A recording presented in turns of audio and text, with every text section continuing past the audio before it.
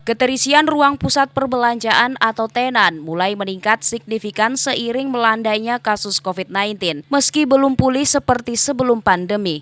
Hingga jelang akhir tahun 2022, okupansi tenan dan tingkat pengunjung mal menghampiri angka 100%. Manajer Shopping Center Manajemen Mall Ratu Indah Uta Gobel mengatakan okupansi tenan di Mall Ratu Indah sudah mencapai angka 99%.